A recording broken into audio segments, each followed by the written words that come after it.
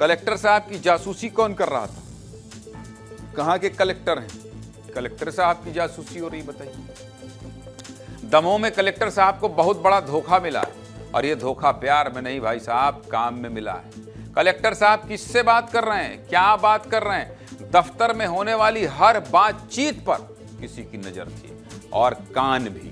Damoh collector office से James bond का एक सस्ता वर्जन पकड़ा गया है। क्या लाइन है, जेम्स बॉन्ड का सस्ता वर्जन पकड़ा गया है, जिसने पूरे प्रशासनिक महकमे में हलचल मचा दी। तो आखिर कौन कर रहा था कलेक्टर की जासूसी कौन कर रहा था?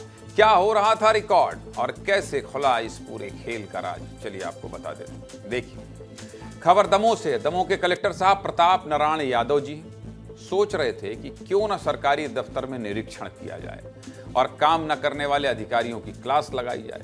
कलेक्टर साहब नाश्ता करके एकदम रेडी थे, प्लान भी रेडी था और तैयारी भी पूरी थी। लेकिन निरीक्षण से पहले जानते हैं क्या हुआ? दरअसल जहां कलेक्टर साहब जांच के लिए जाने वाले थे, उसी दफ्तर से फोन आया। घंटी बजी, ट्रिन ट्रिन।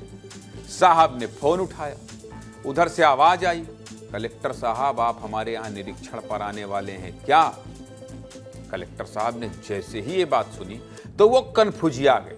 सोचने लगे, अरे भाई अभी तो हम तैयारी कर रहे थे, इन्हें तो पहले से ही पता है, आखिर ये गोपनीय जानकारी लीक कैसे हुई? अब कलेक्टर साहब हैं, पढ़ लिख कर यहाँ तक पहुंचे हैं। साहब तुरंत समझ गए कौनो फिरकी ले रहा है, दफ्तर में कोई तो जेम्स बॉन्ड है जो जासूसी कर रहा है। कलेक्टर साहब की फिरकी कौन ले सकता है? कलेक्टर साहब सोच लिए, इस सस्ते जेम्स बॉन्ड को तो रंगे हाथ धरेंगे भैया, रंगे हाथ धरेंगे। फिर क्या था, कलेक्टर साहब ने कलेक्ट्री की पढ़ाई वाली बुद्धि लगा दी। कलेक्टर साहब ने क्या किया? उन्होंने किया कि अपने केबिन में तेज आवाज में टीवी चालू कर दिया और एक एक करके अपने दफ्तर से सटे दूसरे कमरों में जाकर चेक करने लगे कि मेरी केबिन की आवाज कहां सुनाई देती है। कलेक्टर साहब भी ठीक है फिरकी ले रहे। नारायण यादव अपने पीए के रूम में गए।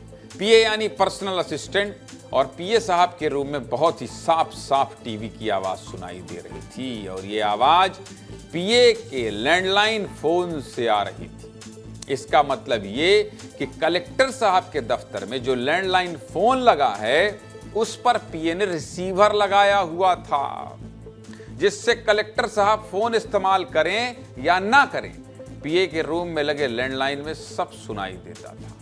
रंगे हाथों आरोपी को पकड़ने के बाद कलेक्टर ने सख्त कार्रवाई करते हुए संदिग्ध टेलीफोन सील कराया, जांच करने का आदेश दिया और स्टेनो, पीए और चपरासी को निलंबित कर दिया। सुनिए पूरे मामले पर दमोह कलेक्टर का क्या कहना है।